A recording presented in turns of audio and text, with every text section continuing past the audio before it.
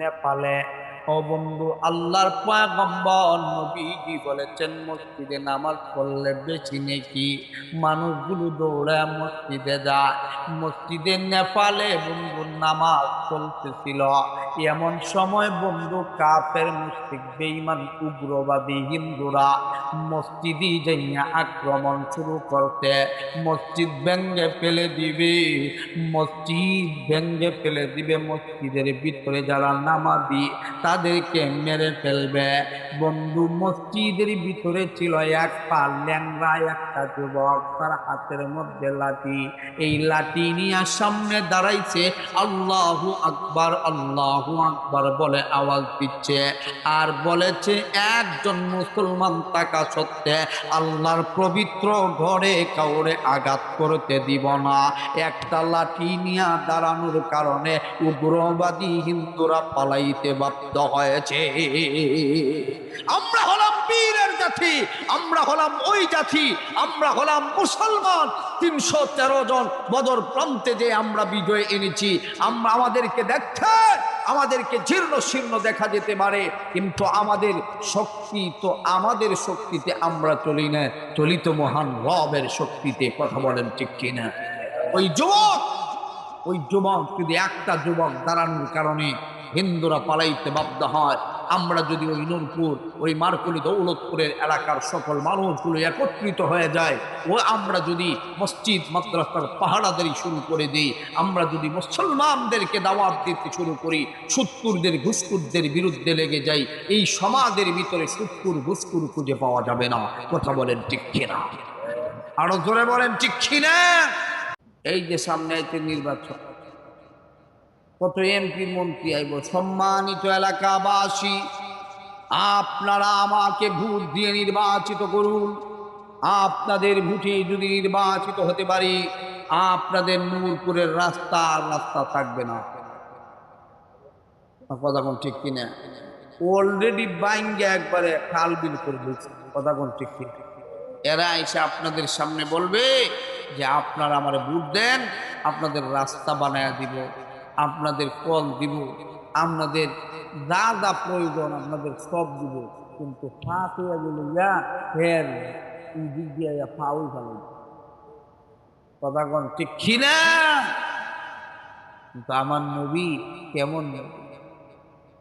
আমার নবী ছিলেন নেতা, বিশ্ব নবী। বলেন তোমার নেতা আমার নেতা বিশ্ব নবী।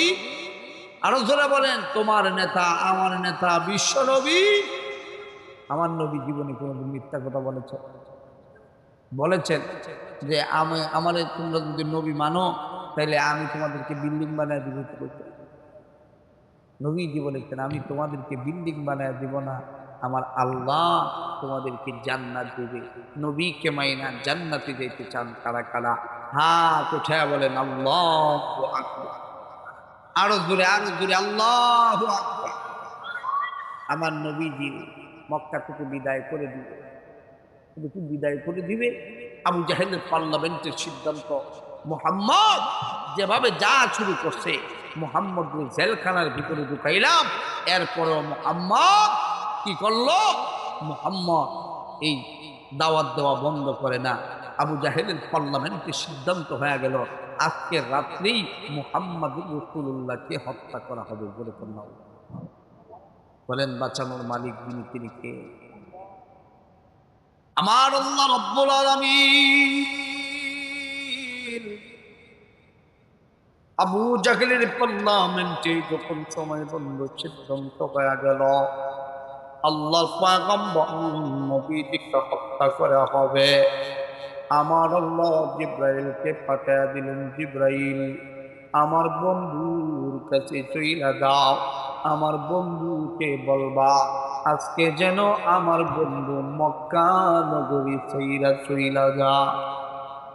বন্ধুরে, কার মন চায় নিজের জন্মভূমি চইলা যাইতে? আপনাদের বাড়ির আসার রাস্তা ভালো না, এরপরও বাড়ির জন্য টান আছে না? বিদেশে যাক আর যে জায়গায় যাক, নারীর টানে বন্ধু বাড়িতে আসা লাগে। আল্লাহর পয়গম্বর নবীজির কাছে জিবরাইল এসে বলেন, নবী গো, আপনি রেডি হয়ে যান, মক্কা নগরী ছেড়ে চইলা যাইতে হবে। আল্লাহর পয়গম্বর আমার নবী ডাক দিয়া কয়, জিবরাইল রে কি শুনাই দিলে? জিবরাইল কি শুনাই?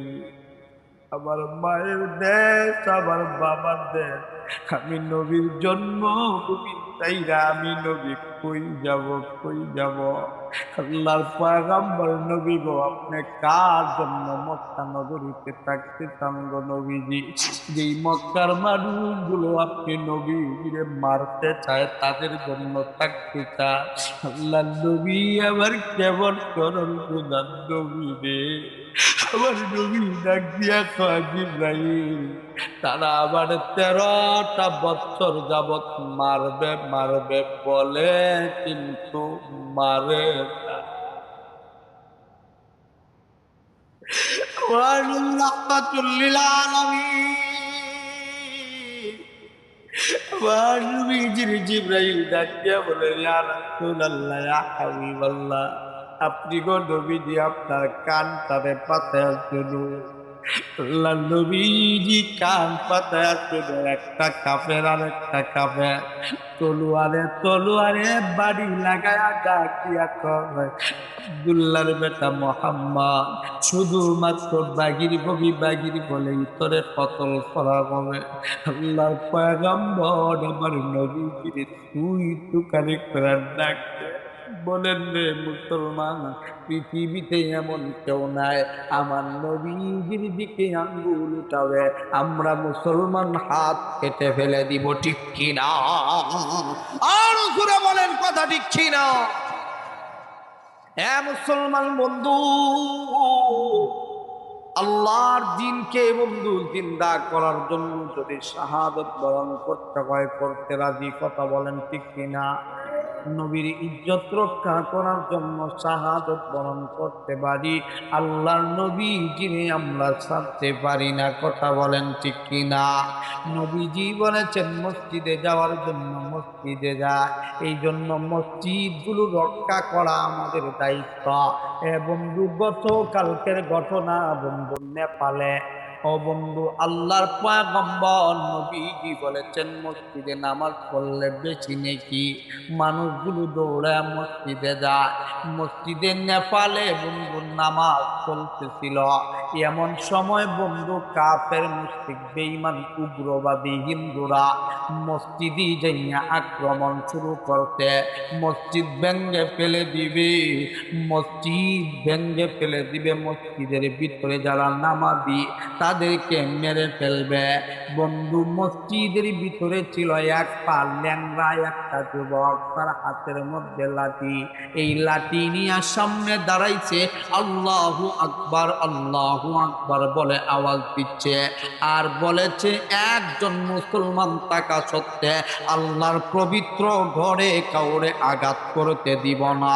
একটা লাঠি নিয়ে দাঁড়ানোর কারণে উগ্রবাদী হিন্দুরা পালাইতে বাধ্য হয়েছে। আমরা হলাম বীরের জাতি, আমরা হলাম ওই জাতি, আমরা হলাম মুসলমান। 313 জন বদর প্রান্তে যে আমরা বিজয় এনেছি, আমরা আমাদেরকে দেখছেন, আমাদেরকে জীর্ণ শীর্ণ দেখা যেতে পারে, কিন্তু আমাদের শক্তি তো আমাদের শক্তিতে আমরা চলি না, চলি তো মহান রবের শক্তিতে, কথা বলেন ঠিক কিনা? ওই যুবক যদি একটা যুবক দাঁড়ানোর কারণে হিন্দুরা পালাইতে বাধ্য হয়, আমরা যদি ওই নূরপুর, ওই মারকুলি, দৌলতপুরের এলাকার সকল মানুষগুলো একত্রিত হয়ে যায়, ও আমরা যদি মসজিদ মাদ্রাসার পাহারাদারি শুরু করে দিই, আমরা যদি মুসলমানদেরকে দাওয়াত দিতে শুরু করি, সুৎকুরদের ঘুষখোরদের বিরুদ্ধে লেগে যাই, এই সমাজের ভিতরে সুৎকুর ঘুষখোর খুঁজে পাওয়া যাবে না, কথা বলেন ঠিক কিনা? আরো জোরে বলেন ঠিক কিনা?